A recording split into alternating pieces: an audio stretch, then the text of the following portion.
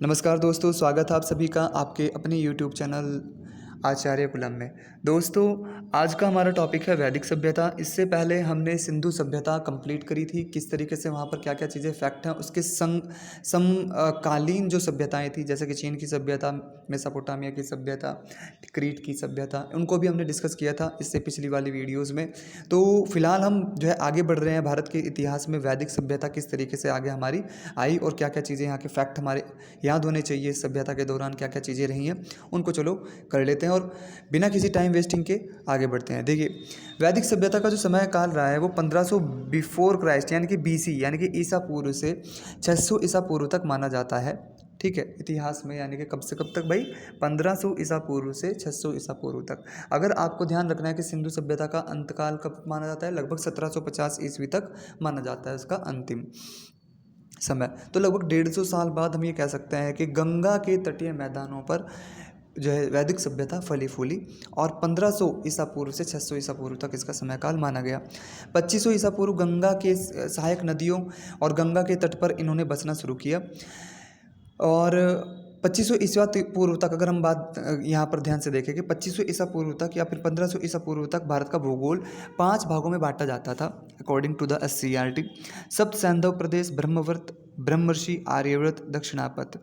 सप्त सैंधव प्रदेश क्या होते थे? सप्त सैंधव प्रदेश होते थे सिंधु नदी के साथ उसकी जो सहायक 6 नदियाँ हैं उनके आसपास के क्षेत्र में बसने वाले सभी जो नगर थे। ठीक है, 2500 ईसा पूर्व के आसपास का हमारा ये भूगोल है, जो कि लगभग 1500 ईसा पूर्व तक भी लगातार यही भूगोल हमारा रहा वहाँ पर। सप्त सैंधव प्रदेश में 7 नदियाँ कौन कौन सी है भाई? चिनाब, झेलम, रावी, व्यास, सतलज, सिंधु, सरस्वती। ठीक है, ये बाकी की 6 नदियाँ सिंधु की सहायक नदियों के रूप में मानी जाती हैं। ब्रह्मवर्त सप्त सैंधव प्रदेश के बाद आ जाता है ब्रह्मवर्त। ब्रह्मवर्त कौन सा माना जाता है भाई? ब्रह्मवर्त माना जाता है दिल्ली के आसपास का क्षेत्र। ठीक है, ब्रह्मर्षि कौन सा माना जाता है? गंगा यमुना का दोआब यानी कि उसके जो किनारों का क्षेत्र है। ठीक है, और हिमालय और गंगा के बीच में जो क्षेत्र आता है। आर्यव्रत क्या हो जाएगा? हिमालय से विंध्याचल तक यानी कि हिमालय से लेकर के मध्य भारत तक का एरिया आर्यव्रत माना जाता था। यानी मध्य प्रदेश में ही जो विंध्याचल पर्वत है वहाँ तक का एरिया आर्यव्रत, और विंध्याचल पर्वत से हिंद महासागर तक दक्षिणापथ माना जाता था। तो 5 भागों में जो है भारत का विभाजन हुआ भौगोलिक रूप से उस समय की दृष्टि से। तो 5 भागों में भारत का भूगोल बटा हुआ था। ठीक है, इसके बाद हम बात कर लेते हैं वैदिक काल के 2 भाग होते हैं, ऋग्वैदिक काल और उत्तर वैदिक काल। ऋग्वैदिक काल का समय काल 1500 ईसा पूर्व से 1000 ईसा पूर्व तक, जबकि उत्तर वैदिक काल का समय 1000 ईसा पूर्व से 600 ईसा पूर्व तक माना जाता है। ऋग्वैदिक काल में ज़्यादातर चीज़ें बहुत ही बेस्ट रही, बहुत ही ज़्यादा, मतलब कि एक तरीके से एक आदर्श समाज की व्यवस्था जैसा हम समझ सकते हैं, बिल्कुल वैसी व्यवस्थाएं उस टाइम पे रही। उत्तर वैदिक काल में कुछ ना कुछ सामाजिक कुरीतियाँ और कमियाँ आ गई थी, जो कि हम आगे डिस्कस करेंगे और उसके परिणामों को भी देखेंगे किस तरीके से आगे बढ़े। आर्यों की मध्य एशिया से आया माना गया है। ठीक है, आर्यों को क्या माना गया भाई? मध्य एशिया से आए हैं ऐसा माना गया है। ऋग्वेद और जैद अवेस्ता जो कि उनका ग्रंथ है, इसमें काफ़ी समानताएं देखने को मिलती है, ऐसा इसलिए माना जाता है। ठीक है भाई, ऋग्वेद जो हमारा है होता है और उसके उनका जो जैद अवेस्ता है, ठीक है, तो इनमें दोनों में काफ़ी समानता देखने को मिली है, तो इसलिए ये कहा जाता है कि आर्य शायद मध्य एशिया से आए होंगे।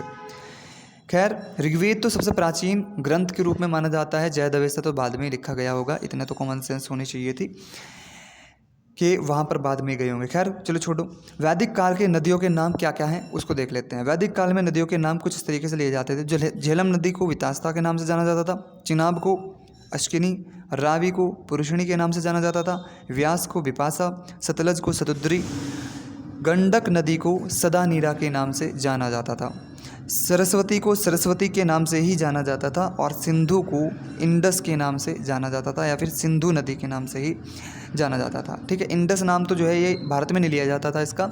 ठीक है, इसको हम ये नहीं कह सकते कि उस समय मतलब इंडस नाम भारत में लिया जा रहा था। दूसरी जगहों पर अगर हम सिंधु सभ्यता के पश्चिम में चले जाएँ यानी कि मध्य एशिया में चले जाएँ, तो उस दौरान हम ये कह सकते हैं कि वहाँ पर इसको इंडस कहा जाता था। ठीक है, इंडस के नाम से आते हैं लिखी हुई उनके ग्रंथों में। तो झेलम का नाम वितास्ता, चिनाब का नाम अस्किनी, रावी का नाम पुरुषिणी, व्यास का नाम विपाशा, सतलज का नाम सतुद्री, गंडक का नाम सदानीरा, सरस्वती सरस्वती। ठीक है, 4 वेद प्राचीनतम जो है लेख माना गया है जिनको ऋग्वेद जो है वैदिक काल में लिखे गए, ऋग्वेद, यजुर्वेद, सामवेद और अथर्ववेद। इसके बाद हम आगे बढ़ रहे हैं। आगे हमारा आ जाता है, चलिए देखिए, ऋग्वैदिक काल या फिर वैदिक काल को ही अगर हम पूरा का पूरा डिस्कस करें तो वैदिक काल में कुछ खास बात क्या क्या रहती थी, जैसे कि पृथ्वी, अग्नि, वायु, वरुण, इंद्र, ये देवताओं के रूप में माने जाते थे। इनकी पूजा अर्चना की जाती थी। अदिति और उषा नाम की 2 देवियाँ होती थी। ठीक है, ऋग्वैदिक काल की बातें हैं ये यहाँ पर। ऋग्वैदिक काल की यानी कि वैदिक काल की स्टार्टिंग में और मध्यकाल तक हम ये कह सकते हैं, ऋग्वैदिक काल के मध्यकाल तक अदिति और उषा नाम की 2 देवियाँ थी और देवताओं के रूप में पृथ्वी, अग्नि, वायु, वरुण और इंद्र को माना जाता था। मूर्ति पूजा और मंदिर ऋग्वैदिक काल में नहीं थे, शुरुआत में बिल्कुल भी नहीं थे। हालांकि उत्तर वैदिक काल में मंदिर बनना शुरू हो गए थे, लेकिन उन मंदिरों के शिखर नहीं हुआ करते थे जैसा कि आजकल देखने को मिलते हैं। पहले बस चबूतरे बना दिए जाते थे। खैर, इसके बाद यहाँ पर तांबे को लोहित अयस्क के नाम से जाना जाता था। लोहित अयस्क किसको बोलते थे भाई? तांबे को बोलते थे। और लोहे को श्याम अयस्क बोलते थे, आर्य। अच्छा, अपने आप को ये लोग क्या बोलते थे? आर्य बोलते थे। जो वैदिक काल में जो लोग होते थे वो अपने आप को आर्य मानते थे। आर्य का अर्थ होता था श्रेष्ठ या फिर कुलीन। व्यापार हेतु दूर दूर जाने वाला पणि कहलाता था। लोहे की खोज उत्तर वैदिक काल में हुई थी, ये भी आपको ध्यान रखना है, ऋग्वैदिक काल में इसकी खोज नहीं हुई। गंगा यमुना क्षेत्र में इसकी खोज हुई थी। दही को कहा जाता था, मक्खन को नवनीत कहा जाता था, घी को घृत कहा जाता था, जौ को यव कहा जाता था, गेहूं को गोधूम कहा जाता था और चावल को ब्रीही के नाम से जाना जाता था। गाय को अघन्या कहा जाता था जिसका वध न किया जा सके। भाषा उनकी संस्कृत थी, लिपि ब्राह्मी थी। ये भी आपको ध्यान रखना है, देवनागरी लिपि जो है वो नहीं थी स्टार्टिंग में। संस्कृत की जो लिपि होती है वो ब्राह्मी होती है। ठीक है, संस्कृत की लिपि क्या होती है भाई? ब्राह्मी, ऋग्वैदिक काल में। आर्य कबीलों में रहते थे, मतलब आपको भी पता है कि भाई शुरुआत में नगरों की सभ्यता को हमने पढ़ा। सिंधु सभ्यता नगर की एक सभ्यता थी, एक बहुत ही विकसित नगर थे, वहाँ पर अच्छी व्यवस्थाएं थी। लेकिन अचानक से वो खत्म हो जाने के बाद अगर वो यहाँ पर आए होंगे तो कबीलों के रूप में रहने लगे होंगे शुरुआत में, यानी कि गाँव वाली व्यवस्था यहाँ पर चली। अगर हमारे पास क्वेश्चन आता है कि ग्रामीण सभ्यता के नाम, ग्रामीण सभ्यता सबसे पहले कहाँ पर देखने को मिलती है, तो वैदिक काल में ही देखने को मिलती है। वैदिक काल में ही सबसे पहले ग्रामीण सभ्यता सामने आई। ग्रामीण सभ्यता के नाम से वैदिक सभ्यता को भी जाना जाता है। ठीक है, वैदिक सभ्यता को बेसिकली ग्रामीण सभ्यता के नाम से भी जाना जाता है। तो ग्रामीण यानी कि छोटे छोटे यहाँ पर क्या होते थे भाई, छोटे छोटे कबीले बनने लगे जिनको जन कहने लगे। और ऐसे अनेकों जन जो है हमारे यहाँ पर होते थे, जैसे कि पुरुजन, यदुजन, भरतजन आदि का जो है वर्णन ग्रंथों में देखने को मिलता है। भरतजन के राजा सुदास ने, भरतजन के राजा मतलब एक छोटी स्टोरी है कि भरतजन के जो राजा सुदास थे उन्होंने 10 जन थे, 10 कबीले थे एक साथ, विश्वामित्र के नेतृत्व में जिन्होंने युद्ध किया। किसके साथ? सुदास के साथ, जो कि भरतजन का एक राजा था। तो भरतजन के राजा सुदास ने उन 10 के 10 जनों को, जो कि विश्वामित्र के नेतृत्व में आए थे, उनको हरा दिया। और उसके कारण ही जितने भी जन थे सब के सब किसके अधीन हो गए? सुदास के अधीन हो गए। और इस वजह से जो टोटल का टोटल आर्यव्रत था, उस आर्यव्रत को भारत के नाम से जाना जाने लगा। पुरुषनी नदी के तट पर, यह भी आपको ध्यान रखना है कि वो जो युद्ध हुआ था कहाँ पर हुआ था? पुरुषनी नदी के तट पर। पुरुषनी नदी आपको भी पता होना चाहिए किसको बोलते हैं? रावी नदी को पुरुषनी नदी के नाम से जाना गया था। ठीक है, रावी नदी को पुरुषनी नदी के नाम से जाना गया था, आपको ये ध्यान रखना चाहिए। तो रावी नदी के तट पर ये युद्ध हुआ और 10 राज्य युद्ध कहलाया है। 10 राज्य युद्ध का मतलब कि 10 राजाओं का युद्ध। देश का नाम भारत पड़ा इसी के कारण। अब जन को भी समझ लेते हैं कि जो जन होता थे, ऐसा नहीं कि छोटी मोटी इकाई होते थे जन के अंदर भी क्या होते थे? विश्व होते थे, छोटे छोटे बेसिकली हम कह सकते थे कि एक छोटे छोटे गांव टाइप क्षेत्र होते थे। जन एक बड़ी इकाई होती थी। जन के अंदर जगह जगह बसावट होती थी, यानी कि बसासत होती थी, लोग जगह जगह रहते थे इकट्ठा होकर के। एक ही जन में कई विष होते थे और एक विष में कई ग्राम आ जाते थे। कई गाँवों में कई कुल होते थे, कुल यानी कि परिवार। ठीक है, तो इस तरीके की व्यवस्था थी। जन का जो मालिक होता था उसको राजा कहा जाता था। विश्व के राजा को विश्वपति, ग्राम के ग्रामणी और कुल के कुलप कहा जाता था। प्रारंभ में राजा का चुनाव सभा करती थी। एक सभा का चयन होता था योग्यता के आधार पर, उस सभा के द्वारा ही राजा का चुनाव किया जाता था। बाद में उत्तर वैदिक काल आते आते ही वंशानुगत हो गए, यानी कि राजा का बेटा ही राजा बनेगा, ऐसी व्यवस्था हो गई। सभा और समिति हालांकि तब भी रही, और सभा समिति का कार्य केवल तब क्या हो गया, राजा पर नियंत्रण रखना, यानी कि राजा को निर्णय लेने में योगदान देना या फिर उसकी मदद करना। खर्च के लिए, रक्षा के लिए राजा प्रजा से उपहार प्राप्त करते थे, यानी कि क्योंकि उसको भाई रक्षा करनी होती थी अपनी प्रजा की, तो युद्ध भी करने होते थे और उसमें जो है बहुत सारे हथियारों में भी खर्च करना पड़ता था। ठीक है, तो अपने खर्च और राज्य के खर्च के लिए अपनी प्रजा से वो उपहार लेता था। उपहार कहा जाता था, हालांकि वो एक टैक्स के रूप में जाना जा सकता था, यानी कि उस टाइम का एक टैक्स होता था जो कि उपहार के रूप में प्रजा राजा को देती थी। वो उपहार कुछ भी हो सकता था, जैसे कि घी भी हो सकता था, अनाज भी, धातु भी, गाय, घोड़े, वस्त्र, लकड़ी, ये कुछ भी हो सकते थे। किसी भी रूप में कोई भी व्यक्ति कर दे सकता था राजा को, जो जिस रूप में उसको कर देना चाहता था। हालांकि उत्तर वैदिक काल में इन्हीं करों को लिया जाता था, लेकिन ये कर फिक्स कर दिए गए थे। जैसे कि आपने सुना भी होगा कि कंस के यहाँ वृंदावन से जो है घी जाता था, जिसको मक्खन जाता था गायों का, जिसको भगवान कृष्ण ने रोकने की भी कई बार कोशिश की थी। ठीक है, कि भाई ये नहीं जाना चाहिए, तो इसे बलि कहा जाता था। जो ये कर लिया जाता था उसको क्या कहा जाता था, बलि कहा जाता उस टाइम पे। प्रिय देवता आर्यों के इंद्र माने जाते थे। 3 वर्ण उस टाइम पे रहे थे। कितने वर्ण थे भाई, 3 वर्ण थे उस टाइम पे। बाद में 4 वर्ण हो गए थे। ठीक है, पहले कार्य के अनुसार वर्ण आते थे, अब जन्म के अनुसार वर्ण होने लगे थे। हालांकि पहले 3 वर्ण कौन से थे, ब्राह्मण, क्षत्रिय, वैश्य। यानी कि ब्राह्मण तो उनको कहा जाता था जो यज्ञ करते थे, अनुष्ठान करते थे, और जो जीने की कला है या फिर जो नियम कायदे हैं, सामाजिक ढांचा जो है, एक तरीके से हम ये कह सकते थे अध्यापक का कार्य जो करते थे वो ब्राह्मण करते थे, लोगों को पढ़ाना, उनको आगे बढ़ाना। ठीक है, रक्षा का कार्य क्षत्रिय करते थे, और व्यापार यानी कि खेती बाड़ी करना या फिर जो है किसी चीज़ को बेचना, व्यापार करना, तो वो सब वैश्य के अंदर आ जाते थे। उस टाइम पे यही 3 वर्ण थे स्टार्टिंग में ऋग्वैदिक काल में।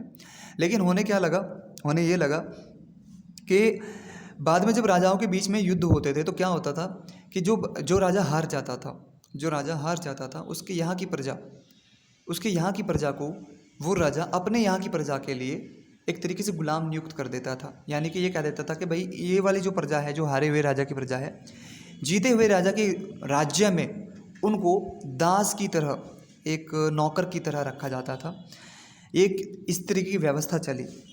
हालांकि कर्म के अनुसार उनको शूद्र कहने लगे कि भाई ये दास है तो शूद्र है। हालांकि बाद में फिर क्योंकि जो ब्राह्मण थे, दूसरे राज्य के जो हारे हुए थे, क्षत्रिय थे, वो भी शूद्र बनने लगे जीते हुए राजा के यहाँ। लेकिन बाद में ब्राह्मणों ने, या फिर हम ये कह सकते हैं कि जो उस टाइम पे सामाजिक ढांचा तैयार करते थे, उन्होंने ये तय किया कि भाई जो ये वर्ण है ये फिक्स होंगे, यानी कि जिसका जहाँ पर जन्म हो गया बस वो रहेगा।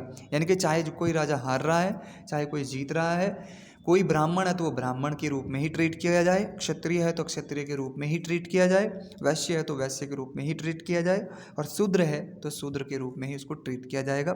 ना ही तो कोई नया शूद्र बनेगा, ना ही कोई नया ब्राह्मण बनेगा। इसलिए जो फिक्स कर दिया, समय के साथ जन्म के आधार पर उस चीज़ को फिक्स कर दिया। हालांकि ये फिक्स करने वाली बात मेरे ख्याल से सामाजिक ढांचे को बनाने के लिए थी, लेकिन बाद में इसका कहीं ना कहीं बहुत ज़्यादा मिसयूज होने लगा। लोगों के अधिकारों को रोकने लगे, उनका हनन होने लगा इसके कारण। जैसे कि आपने कर्ण की कहानी को भी पढ़ा होगा। खैर, इसके बाद आश्रम व्यवस्था भी इस टाइम पर थी। ब्रह्मचर्य आश्रम, गृहस्थ आश्रम। 1 से 25 साल तक ब्रह्मचर्य, 25 साल से आगे गृहस्थ आश्रम, 50 से 75 तक वानप्रस्थ आश्रम, और 75 से 100 तक संन्यास आश्रम माना गया। ठीक है, यानी कि उस टाइम पे कहीं ना कहीं आदर्श रूप से मनुष्य की उम्र 100 वर्ष मानी गई थी। इसके बाद ऋग्वेद में क्या 10 मंडल हैं, ये आपको पता होना चाहिए। ऋग्वेद में कितने मंडल है भाई, ऋग्वेद में 10 मंडल हैं। 4 वर्णों का उल्लेख यहाँ पर मिलता है ऋग्वेद में। बाल विवाह, गोत्र व्यवस्था आदि उस टाइम पर चलाई गई थी। एक ही गोत्र में विवाह करके विकृत संतान पैदा होगी, ऐसी मान्यता रही, इसलिए एक ही गोत्र के अंदर शादियाँ नहीं होती थी। उत्तर वैदिक काल में आश्रम व्यवस्था, मूर्ति पूजा, मंदिरों का निर्माण होने लगा। नए देवताओं को भी माना जाने लगा, जैसे कि ब्रह्मा, विष्णु, महेश मुख्य देवता बन गए अब। ठीक है, उस टाइम पर कौन थे आपको भी पता है, अग्नि आदित्य अंगिरा, तो मैंने गलत बता दिया, वो तो ऋषियों के नाम थे। पृथ्वी, अग्नि, वायु, वरुण और इंद्र ये उस टाइम पे मुख्य देवता के नाम से जाने जाते थे। अब मुख्य देवता के रूप में कौन आ गया भाई? अब मुख्य देवता के रूप में आ गए तीन देवता, त्रिदेव, त्रिमूर्ति, ब्रह्मा, विष्णु, महेश। वेद अध्ययन करने वाले रोत कहलाते थे। आर्यों की रचनाएं कौन सी हैं भाई? एक तो वेद है। आर्यों ने रचनाएं कौन कौन सी की है? वेद, जिनको संहिता भी कहा जाता है, जिनकी संख्या 4 है। वेद के बाद ब्राह्मण लिखे गए। ब्राह्मण उन ग्रंथों को कहा जाता है जो वेद के ऊपर लिखे गए, यानी कि वेद के ऊपर टीका लिखी गई। टीका का मतलब होता है कि उनके ऊपर एक टेक्स्ट बुक के रूप में उनको लिखा गया। हर एक वेद के ऊपर टेक्स्ट बुक जो लिखी गई उसको ब्राह्मण कहा गया। ठीक है। इसके बाद अरण्यक उन्होंने लिखा, जंगली जीवन कैसा होना चाहिए, जंगली जीवन की पद्धति कैसी होनी चाहिए, जब आप वानप्रस्थ आश्रम में जाते हैं तो आपकी जीवनचर्या कैसी होनी चाहिए, उसके बारे में। बेसिकली गृहस्थ आश्रम की जीवनचर्या भी कैसी होनी चाहिए, वो सब वर्णन कहाँ पर मिलता है? अरण्यक में मिलता है। उपनिषद ये एक दर्शन और वेदांग और समाज सुधारक के रूप में इनको जाना जाता है। वेदांग भी इन्हीं को कहा जाता है उपनिषद को, दर्शन शास्त्र भी इन्हीं को कहा जाता है। उपनिषद बाद में आए, उत्तर वैदिक काल के भी बाद में, मतलब उत्तर वैदिक जब लास्ट आ रहा था उस टाइम पे उपनिषद लिखे गए। उपनिषदों का उद्देश्य केवल इतना था कि समाज में जो कुरीतियाँ आ रही हैं, कुरीतियाँ जो आ रही थी वो बढ़ रही थी बहुत ही ज़्यादा, उनको रोकना और कहीं ना कहीं उनको एक तरीके से सीमित करना और उनको समाज को एक आदर्श तरीके से समझाना कि सही क्या है और गलत क्या है, इसके बारे में उपनिषद जो है लिखे गए। इसके बाद हम बात करेंगे, ये जो उपनिषद लिखने का काल है ये लगभग 600 ईस्वी पूर्व के आसपास का है। 600 ईस्वी पूर्व पे जो है उपनिषद लिखे गए थे। 4 वेद कौन कौन से हैं भाई? उनको भी अच्छे से जान लेते हैं। ऋग्वेद यूनेस्को के द्वारा, जिसका मुख्यालय पेरिस में है, 2007 में सबसे पुरानी पुस्तक का इसको दर्जा दिया गया। यानी कि ऋग्वेद क्या है? सबसे पुरानी पुस्तक है। 2007 में इसको ये दर्जा दिया गया यूनेस्को के द्वारा, जिसका मुख्यालय पेरिस में है। इसमें 1017 मंत्र हैं, यानी कि 128 सूक्त यानी कि हिम्स हैं। हिम्स का मतलब होता है अच्छी बातें जो लिखी जाती हैं एक तरीके से, एक अच्छे ढंग से लिखी गई अच्छी बातें जो होती हैं, यानी कि एक तरीके से उनको हम दोहे भी मान सकते हैं और मंत्र भी मान सकते हैं, कुछ भी मान सकते हैं। तो 1028 सूक्त हैं इसके अंदर। गायत्री मंत्र थर्ड मंडल से लिया गया है। आपको ये भी ध्यान रखना चाहिए, दूसरा और 7वां मंडल सबसे पुराने हैं, जबकि पहला, 8वां, 9वां और 10वां बाद में लिखे गए। ठीक है, ये वाले मंडल सबसे बाद में लिखे गए, मतलब बाद में लिखे गए। सबसे शुरुआत में दूसरा और 7वां मंडल लिखा गया था। कुल 10 मंडल हैं, पहला और 10वां मंडल सबसे बाद में लिखा गया। इनमें भी उत्तर वैदिक काल के आरंभ में पहले और 10वें मंडल को जोड़ा गया था ऋग्वेद में आर्यों के द्वारा। ठीक है, इसमें स्तुतियों का एक संग्रह भी कहा जाता है। और इसके बाद हम बात कर लेते हैं ऋग्वेद का एक पांडुलिपि पत्र। पांडुलिपि पत्र होता है हाथ से लिखा गया पत्र। कहाँ पर मिला है? कश्मीर में मिला है। सभी नदियों का जिक्र सिंधु का भी सबसे ज़्यादा बार ऋग्वेद में देखने को मिलता है। अगर कोई पूछे कि ऋग्वेद में सबसे ज़्यादा बार किस नदी का जिक्र आया है, तो सिंधु नदी का सबसे ज़्यादा बार जिक्र आता है। सरस्वती नदी को सबसे ज़्यादा पवित्र माना गया है। और विश्वामित्र, यानी कि उस टाइम पर देख लो किस तरीके की वार्तालापें चल रही हैं। ऋग्वेद के अंदर विश्वामित्र के द्वारा व्यास और सतलुज से वार्ता के बारे में भी वहाँ पर बताया गया है। यानी विश्वामित्र नदी व्यास और सतलुज से बात कर रहे हैं और उनकी बातचीत को वहाँ पर दर्शाया गया है सूक्तों के द्वारा। नदियों की तुलना गाय और घोड़ों से की गई है, और नदी की तुलना जो बहने का तरीका है उसका वर्णन रथों का जिक्र भी वहाँ पर किया गया कि रथ जैसे घोड़े चलते हैं रथों को लेकर के, वैसे नदी वो बह रही है। तो यानी कि हम ये मान सकते हैं कि उस टाइम पर रथ और घोड़े भी बन चुके थे, रथों का भी प्रयोग होता था। मुख्य देवता 3 थे, अग्नि, इंद्र और सोम। मुख्य देवता कौन से थे भाई? ऋग्वैदिक काल में किस किस को माना गया है? अग्नि, इंद्र और सोम। सोम कौन से देवता थे? वनस्पति के देवता। 2 ब्राह्मण लिखे गए, यानी कि ऋग्वेद के ऊपर 2 टीकाएं लिखी गई हैं। कौन कौन सी? ऐतरेय और कौशिकीय। कौन कौन सी भाई? ऐतरेय और कौशिकीय। वैदिक सभ्यता ग्रामीण सभ्यता के नाम से जानी जाती है। मुख्य व्यवसाय यहाँ पर कृषि, पशुपालन, पितृसत्तात्मक ये सभ्यता रही है। हालांकि यहाँ पर स्त्रियों की दशा भी बहुत अच्छी थी, सम्मानजनक थी। एक विवाह प्रणाली थी शुरुआत में, हालांकि बाद में बहुविवाह प्रथा आ गई थी। शुरुआत में ना ही बाल विवाह होता था, ना ही सती प्रथा थी। बाद में ये सारी की सारी चीज़ें होने लगी। शुरुआत में जो सभा और समिति होती थी राजा पर नियंत्रण रखने के लिए, उसमें महिलाओं को भी प्रवेश दिया जाता था। महिलाएं भी होती थी, लेकिन बाद में महिलाएं उसमें नहीं रखी गई। हालांकि बाद में सभा में बैठने से, राजा की सभा में बैठने से महिलाओं को भी वंचित कर दिया गया था, इस तरीके की व्यवस्था हो गई थी। इसके बाद हम बात कर लेते हैं मुद्रा को निष्ठा के नाम से यहाँ पर जाना जाता था। इसके बाद हम आगे बढ़ते हैं, सामवेद पर आ जाते हैं। सामवेद में क्या हो जाता है भाई? अच्छा, अगर कोई क्रम पूछे, क्रम क्या है? ठीक है भाई, क्रम है, आपको ये ध्यान रखना है, सबसे पहले ऋग्वेद आया, उसके बाद सामवेद आया, फिर यजुर्वेद आया और उसके बाद अथर्ववेद आया। तो आपको ये बात ध्यान रखनी है, क्रम भी इनके लिखे जाने का यही है। सामवेद दूसरे नंबर पर आता है। संगीत कलाओं का ज्ञान यहाँ पर मिलता है। संगीत का भी ज्ञान मिलता है और कलाओं का भी वर्णन किया गया है। 8 प्रकार की, 16 प्रकार की, 24 कलाओं की जो है टोटल वर्णन सामवेद में किया गया है। पदों में लिखी गई पहली पुस्तक है, यानी कि ये काव्यगत पहला ग्रंथ है जो पूरी दुनिया में पहली बार लिखा गया। पदों में लिखा गया, यानी कि जिसको गाया जा सके, इस तरीके से लिखा गया पहला ग्रंथ है। इसमें 1810 सूक्त हैं और 2 ब्राह्मण इसके ऊपर भी लिखे गए हैं, टीकाएँ लिखी गई हैं, टेक्स्ट बुक लिखी गई है। पंचवीस और अद्भुत। ऋग्वेद के ऊपर कौन सी थी भाई? ऐत्रेय और कौसतकीय। इसके बाद हम चलते हैं आगे, ठीक है। यजुर्वेद में देख लेते हैं। यजुर्वेद में परंपरा, अनुष्ठान, यज्ञों की विधि, परिणामों, उन सब का वर्णन किया गया है और गद और पद दोनों में लिखा गया ये वेद है, ठीक है। इसमें 2000 मंत्र है, 2 ब्राह्मण इसके ऊपर भी लिखे गए हैं, सतपथ और तैत्तरीय। मैं एक बार फिर से रिपीट करता हूँ। ऋग्वेद के टेक्स्ट बुक हैं ऐत्रेय और कौसतकीय। कौन सी भाई? ऐत्रेय और कौसतकीय। सामवेद की कौन सी है? पंचवीस और अद्भुत। यजुर्वेद की कौन सी है? जैसा कि आप देख भी रहे हैं, यजुर्वेद की है सतपथ और तैत्तरीय। इसके बाद हम आगे बढ़ रहे हैं। 4 पुरुषार्थ वहाँ पर माने गए, काम, अर्थ, धर्म, मोक्ष, ठीक है। आरंभ में रेगुलर आर्मी नहीं थी, यानी कि ऐसा नहीं था कि राजा की पूरी सेना निश्चित रूप से होती थी, लेकिन युद्ध के समय में आर्मी आ जाती थी, लोगों को उत्साहवर्धन करके लड़ने के लिए उत्साहित किया जाता था, चुना जाता था लोगों को, तो इस तरीके से उस टाइम पे रखा जाता। बाद में नियमित सेना का गठन हो गया और उस सेना का वेतन भी होता था। वेतन यानी कि वेतन के रूप में उनको कुछ ना कुछ सेवाएँ दी जाती थी। अथर्ववेद का देख लेते हैं हम क्या रहता है। गूढ़ रहस्य का वर्णन जो है, गूढ़ रहस्य इसमें समाये हुए हैं। तंत्र मंत्र, ज्ञान, जादू टोना आदि के नाम से आदि का वर्णन जो है इसमें मिलता है। गूढ़ रहस्य यानी कि ब्रह्मांड को लेकर के, देवी देवताओं को लेकर के, बहुत सारे ज्ञान को लेकर के, विद्याओं को लेकर के, इसके अंदर बहुत सारे रहस्य छुपे हुए हैं। इस वेद को अनार्य वेद भी बोला जाता है। अनार्य वेद यानी कि आर्यों के द्वारा नहीं लिखा गया वेद भी इसको माना जाता है।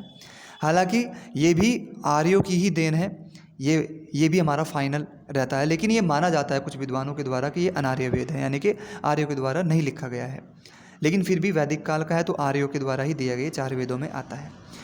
2 शाखाएं इसकी, एक तो ब्लैक है जिसमें जादू टोना कर्मकांड है, एक वाइट है जिसमें कि बहुत ही गूढ़ रहस्य छुपा हुआ है ईश्वर को लेकर के। इसमें 731 मंत्र है। वेदों को ईश्वर द्वारा वर्णित बताकर अपौरुषेय कहा गया है, ये भी ध्यान रखना है। वेदों को जो है अपौरुषेय बताया गया है, यानी कि जो पुरुष के द्वारा न लिखे गए हों, इस तरीके से बता करके वर्णन किया गया है वेदों का। इसको लिपिबद्ध किसने किया? लिपिबद्ध किया यानी कि एक तरीके से लिखना उसको। वेदों में जो ज्ञान है उसको तो अपौरुषेय कहा गया और इसके अंदर जो लिखा गया उसको लिपिबद्ध करना वेदव्यास ने किया है। ब्राह्मण ग्रंथ रचनाएं, ठीक है, ब्राह्मण जो होते हैं हमारे टीकाएँ हैं, ये भी ध्यान रखना है आपको। जो वेदों के ऊपर टीकाएँ लिखी गई हैं, टेक्स्ट बुक लिखी गई है, ब्राह्मण लिखे गए हैं, वो गद्य हैं, गद्य रचनाएं, यानी कि वो गा कर नहीं सुनाए जा सकते, वो सिर्फ उसके ऊपर एक गद्य तरीके से लिखी गई रचनाएं हैं। उपनिषद क्या होते हैं भाई? 108 है। वेदांत भी इनको बोलते हैं। समाज सुधारक कहानियाँ इसमें ऐड की गई, जो कि इनके लिखने का समय भी मैं आपको बता दूं, लगभग 600 ईसा पूर्व के आसपास, यानी कि उत्तर वैदिक काल के लास्ट में इनको लिखा गया था। कुरीतियों को दूर करने के लिए इन्हें वेदांत भी कहा गया है। उपनिषद, प्रमुख उपनिषद कौन कौन से हैं? ईश, केन, मुंडक, मांडुक्य, छंदोग्य। सत्यमेव जयते लिया गया है मुंडको उपनिषद, यानी कि मुंडक उपनिषद से लिया गया है। तमसो मां ज्योतिर्गमय वृहद अरण्यक उपनिषद से लिया गया है। किसमें से भाई? वृहद अरण्यक उपनिषद से लिया गया तमसो मां ज्योतिर्गमय। हल की तुलना टूटी नाव से की गई है मुंडको उपनिषद में। मुंडक उपनिषद में ही हल की तुलना नाव से भी की गई है। यानी कि नाव भी उस टाइम पर थी, ये एक इंपॉर्टेंट पॉइंट मिल जाता है। और सत्यमेव जयते भी कहाँ से, मुंडक उपनिषद से लिया गया है। ठीक है, इसके बाद आगे बढ़ रहे हैं हम। आगे आ जाता है हमारा, यहाँ पर ध्यान से देखेंगे, वेदांग। वेदांग यानी कि हमारे जो उपनिषद ही हैं, वेदांग है। वेदांत होते हैं उपनिषद और वेदांग होते हैं 6। ठीक है भाई, वेदांत क्या हो गए, उपनिषद हो गए। और वेदांग क्या होते हैं, वेदांग वेदों का अध्ययन सुगम बनाने के लिए लिखे गए वापस से। यानी कि वेदांग फिर से कुछ लिखे गई टीकाएं हैं किसी फिक्स टॉपिक के ऊपर। जैसे कि उसमें से कोई एक टॉपिक ले लिया, वेदों में से कोई भी टॉपिक, और उस टॉपिक के ऊपर टेक्स्ट बुक लिख दी, तो उनको हम वेदांग कहते हैं, यानी कि वेदों का अंग। ठीक है, तो 6 वेदांग लिखे गए हैं, शिक्षा, कल्प, व्याकरण, निरुक्त, छंद, ज्योतिष। वेदों को समझने के लिए शिक्षा में उच्चारण के बारे में बताया गया है कि उच्चारण किस तरीके से करना चाहिए मंत्रों का, और किस मंत्र का किस तरीके से उच्चारण करने से क्या मिलता है। ठीक है, यानी कि अगर आ का डंडा बहुत देर तक बोल दिया जाए और अगर कम समय के लिए बोला जाए, ई की मात्रा अगर कम समय के लिए बोली जाए, ज़्यादा समय के लिए बोली जाए, तो वो सारा वर्णन जो है शिक्षा में मिलता है। कल्प धार्मिक क्रिया, यज्ञ, अनुष्ठान। व्याकरण में भाषा, शब्द रचना आदि के बारे में। निरुक्त में व्याख्या की गई है सभी चीज़ों की। छंद में छंद रचना के बारे में बताया गया है। और ज्योतिष में भविष्य, नक्षत्र, खगोल आदि का ज्ञान दिया गया है। ठीक है, तो ये भी आपको ध्यान रखना है कि वेदांग कितने होते हैं भाई, वेदांग होते हैं 6 और वेदांत होते हैं 108, यानी उपनिषद 108 है, वेदांग 6 हैं। शिक्षा, कल्प, व्याकरण, निरुक्त, छंद, ज्योतिष, याद रहेगा। इसके बाद कल्प वेदांग के एक भाग के सूत्र ग्रंथ हैं। ठीक है, ये भी आपको बात ध्यान रखना कि भाई जो कल्प वेदांग है, इसके एक भाग के सूत्र ग्रंथ हैं। कौन कौन से, स्रोत सूत्र जिसमें यज्ञों के प्रकार लिखे गए हैं, शूल्व सूत्र, यज्ञ वेद, वेदी निर्माण, ज्यामिति आदि, यानी कि गणित की प्रथम पुस्तक भी शूल्व सूत्र को माना जा सकता है। आपको ध्यान रखना है भाई, जब कल्प वेदांग है ना, कल्प वेदांग के ऊपर ही जो सूत्र ग्रंथ लिखे गए हैं, क्या बोलते हैं उनको, सूत्र ग्रंथ। सूत्र ग्रंथ में सबसे पहले जो आ जाता है हमारा स्रोत सूत्र है, यज्ञों के प्रकार। इसके बाद शूल्व सूत्र आ जाता है, जिसको गणित की पहली पुस्तक ही माना जाता है। अगर कोई पूछे कि गणित की पहली पुस्तक कौन सी है, तो शूल्व सूत्र। धर्म सूत्र नियम वेदी है। गृह सूत्र गृहस्थ नियम और संस्कार है जिसमें। ठीक है, तो यहाँ से इंपॉर्टेंट पॉइंट आपको ये मिलता है कि गणित की प्रथम पुस्तक कौन है, शूल्व सूत्र। शूल्व सूत्र जो कि सूत्र ग्रंथ है एक वेदांग का, कौन से का, कल्प वेदांग का। वेदांग कितने हैं, 6, ये आपको ध्यान रखना। दर्शन शास्त्र भी कितने हैं, 6 हैं। सांख्य, योग मीमांसा, पूर्व मीमांसा, न्याय मीमांसा, वैशेषिक और उत्तर मीमांसा, यानी कि 4 तो हमारी मीमांसा ही होगी, और सांख्य और वैशेषिक 2 ये अलग हो गए। मीमांसा का मतलब होता है एनालिसिस करना, विश्लेषण करना। ठीक है, तो योग मीमांसा दर्शन, पूर्व मीमांसा दर्शन, न्याय मीमांसा दर्शन और उत्तर मीमांसा दर्शन, ये 4 तो ये हो गए। इसके बाद वैशेषिक और निसांख्य भी आ जाता है। इनकी जो रचनाकार है वो कौन कौन है, कपिल, महर्षि कपिल, सांख्य। योग मीमांसा पतंजलि, पूर्व मीमांसा जैमिनी, न्याय मीमांसा गौतम, वैशेषिक कणाद, उत्तर मीमांसा बदनारायण, ये भी आपको ध्यान रखना है।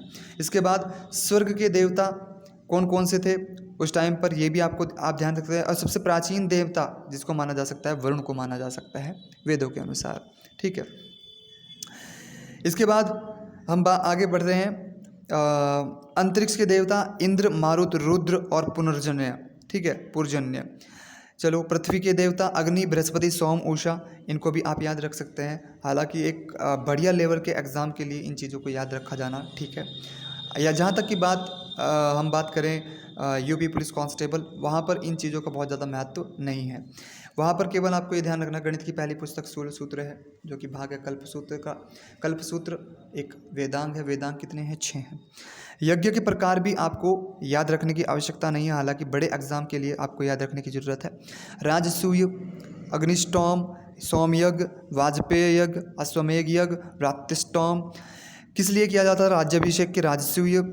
और जो अश्वमेघ किया जाता साम्राज्य विस्तार के लिए। राजा की शक्ति और महत्व को बढ़ाने के लिए वाजपेय यज्ञ। शक्ति और समृद्धि बढ़ाने के लिए अग्निष्टोम यज्ञ। और अनार्यों को आर्य बनाने के लिए व्रात्यष्टोम। ये इंपॉर्टेंट है यहाँ पर। अनार्य जो थे, यानी कि जो आर्य नहीं थे, उनको आर्य बनाने के लिए जो यज्ञ किया जाता है वो व्रात्यष्टोम होता है। ठीक है भाई, क्या होता है, व्रात्यष्टोम। इसके बाद हम आगे बढ़ रहे हैं। आगे हमारा आ जाता है सामवेद। सामवेद तो हमारा हो ही चुका था, सॉरी मैं फिर से वापस रिपीट हो गया। इसके बाद आगे बढ़ रहे हैं। हमारा कंप्लीट होने वाला है वैदिक पीरियड, और वैदिक पीरियड कंप्लीट होते होते हम यहाँ पर समझ रहे हैं कि 700 ईसा पूर्व से 600 ईसा पूर्व तक समाज में काफ़ी बदलाव हो चुके थे, आपको भी पता है। इसको परिवर्तन काल भी कहा गया है, लोगों में एकत्व एवं मानवता जगाने के लिए, क्योंकि बहुत सारी समस्याएं आ गई थी जन्म के आधार पर। उत्तर वैदिक काल में जैसे कि वर्ण बना दिए गए थे, छुआछूत आ गई थी कि भाई ये तो शूद्र हैं, ठीक है, इस तरीके के छुआछूत आ गई थी, और स्त्रियों की दशा भी कोई दीनहीन स्थिति में जाने लगी थी। तो उस चीज़ को बचाने के लिए उपनिषद लिखे गए और नए नए संप्रदाय चलाए गए, यानी कि कोई भी उपनिषद लिखा जाता था, अलग अलग तरीके से लोग चीज़ों को समझाते थे। तो उस हिसाब से जो भी ऋषि महात्मा होते थे वो लोगों को समझाने का अपना एक अलग तरीका रखते थे, और उसी आधार पर नए नए संप्रदाय चले। उस टाइम पर ध्यान रखेंगे, यहाँ पर उस टाइम पर नए नए संप्रदाय चले, बहुत सारे संप्रदाय जो चले हैं उस टाइम पर, जैसा कि शंकराचार्य सनातन धर्म को लेकर के चले, बौद्ध धर्म और जैन धर्म की स्थापना भी उस टाइम पर चली, ठीक है। शंकराचार्य, महर्षि शंकराचार्य जो हुए, उन्होंने संपूर्ण सनातन धर्म को एक साथ लेकर के चले। वापस से वो जो सनातन धर्म है जो वेदों में वर्णित किया गया है, ऋग्वैदिक काल में जो था, या फिर उससे भी बढ़कर के जो नए उससे परिणाम निकल सकते थे, उन चीज़ों को लेकर के जो एक नई व्यवस्था बन सकती थी, उस बनाने के लिए, समाज में सुधार करने के लिए जो व्यवस्थाओं को लेकर के चले, वो शंकराचार्य जी लेकर के चले, सनातन धर्म को लेकर के चले। इसके बाद उसी समय में मतलब बहुत सारे शाखाएं बनी सनातन धर्म की, ठीक है। वैष्णव धर्म जैसा कि अलग हो गया, शैव धर्म एक अलग हो गया, ठीक है। इस तरीके से अलग अलग, शैव धर्म और वैष्णव धर्म अलग नहीं थे, हालांकि सनातन धर्म की एक शाखाओं के रूप में आगे बढ़े। बौद्ध धर्म भी इसी में से ही निकला एक शाखा थी, और जैन धर्म भी सनातन धर्म से ही निकली एक शाखा थी, जो कि समाज सुधारने के लिए संप्रदायों के रूप में उस टाइम पर चलाए गए। बहुत से लोग इन संप्रदायों को फॉलो करने लगे। आगे बढ़ते हैं। शंकराचार्य ने आत्मा और परमात्मा के अस्तित्व तथा इसके संबंध को उजागर किया। शंकराचार्य ने पूरे तरीके से आत्मा और परमात्मा के बारे में बताया, और उन दोनों के संबंध के बारे में बताया, और उनके अस्तित्व कहाँ पर किस तरीके से है, क्या वेदों के आधार पर कहा जा सकता है, वो सारी चीज़ें शंकराचार्य जी ने बताई। जबकि बौद्ध एवं जैन धर्म की मान्यताएं थोड़ी अलग रही। ऊंच नीच, पशु बलि, जाति पाति, भेदभाव चरम पर थे उस टाइम पर। उनको ही नष्ट करने के लिए जो है उपनिषद लिखे गए थे, और ये शंकराचार्य जी भी उसी को मिटाने के लिए, और जैन धर्म, बौद्ध धर्म भी इन्हीं चीज़ों को मिटाने के लिए आगे बढ़े। उपनिषद संस्कृत में लिखे गए थे भाई। उपनिषद किस भाषा में लिखे गए थे? संस्कृत में। और आपको भी पता है कि उस टाइम पर उत्तरवैदिक काल में पढ़ने का अधिकार बहुत से लोगों से छीन लिया गया था, जो कि शूद्र माने जाते थे। अब आपको भी पता है अगर संस्कृत लोगों से पढ़नी नहीं आएगी तो वो कैसे पढ़ पाएंगे उपनिषद को, और उपनिषद से ज्ञान कैसे प्राप्त कर सकते हैं? कैसे भी नहीं। तो इसलिए उपनिषद जब संस्कृत में लिखी गई थी, इसलिए वो बहुत ज़्यादा प्रभावी उस टाइम पर नहीं हुई, और लोग किसकी तरफ आकृष्ट हुए? बुद्ध धर्म की तरफ या फिर जैन धर्म की तरफ आकृष्ट हुए, क्योंकि बौद्ध धर्म और जैन धर्म उस वक्त सामान्य जन के अंदर जो विकसित हुई भाषा थी, प्राकृत भाषा और पाली भाषा, उन दोनों ही भाषाओं में लिखे गए थे जैन धर्म और बौद्ध धर्म के ग्रंथ। तो इसलिए उनको पढ़ना आसान था, इसलिए लोग उन धर्मों की तरफ आकृष्ट हुए और उनकी भाषा को समझकर उनकी बातों से प्रभावित हुए। हालांकि उपनिषद में भी जो बातें लिखी हुई थी वो भी बिल्कुल फैक्ट थी और चीज़ों को बेहतर बनाने के लिए थी, लेकिन संस्कृत में थी, इसलिए लोगों ने उनकी तरफ बहुत ज़्यादा ध्यान नहीं दिया, क्योंकि उनसे संस्कृत उस टाइम पे पढ़नी नहीं आती थी। आपको भी पता है, क्योंकि वर्ण व्यवस्था के दौरान अधिकार छीन लिए गए थे। इसलिए लोगों को संस्कृत सिखाने का प्रयास भी किया गया पाणिनि के द्वारा। ये भी आपको ध्यान रखना है, पाणिनि ने के द्वारा संस्कृत को सिखाने का प्रयास किया गया, और संस्कृत के आधार पर एक व्याकरण लिखी गई। सबसे पहले संस्कृत की व्याकरण पाणिनि के द्वारा लिखी गई, ये आपको ध्यान रखना चाहिए। सामान्य बोलचाल की नई भाषा प्राकृत उत्पन्न हुई, और वहीं से पाली उदय हुई। पाली भारत की पहली देश भाषा बोली जाती है। अगर कोई पूछता है कि भारत की पहली देश भाषा कौन सी है, तो वो पाली है, देश भाषा, ठीक है। फिर बाद में पाली और प्राकृत के भी अपभ्रंश हुए। अपभ्रंश यानी कि वे भाषा भी टूटी फूटी, और लोगों ने उनको भी तोड़ फोड़ करके एक तरीके से नई भाषाओं का रचना की, जैसे कि हिंदी, ठीक है, गुजराती वगैरह, बहुत सारी भाषाएं, भोजपुरी वगैरह, ठीक है, तो ये बनी उनसे। इसके बाद हम आगे, हमारा टॉपिक रहेगा बुद्धिज़्म, यानी कि बौद्ध धर्म के अंदर क्या क्या चीज़ें रही हैं और क्या क्या चीज़ें यहाँ पर आनी हैं, उन चीज़ों को हम डिस्कस करेंगे बौद्ध धर्म में, ठीक है। इसके बाद हमारा बौद्ध धर्म के बाद जैन धर्म आ जाता है। जैन धर्म को भी हम समझेंगे अच्छे तरीके से। बौद्ध धर्म में किस किस तरीके से हमारी संगतियाँ हुई, किन किन लोगों ने इनको फॉलो किया, ठीक है, वो सारी चीज़ें हम बौद्ध धर्म के बारे में जानेंगे, और साथ ही साथ जैन धर्म के बारे में भी जानेंगे।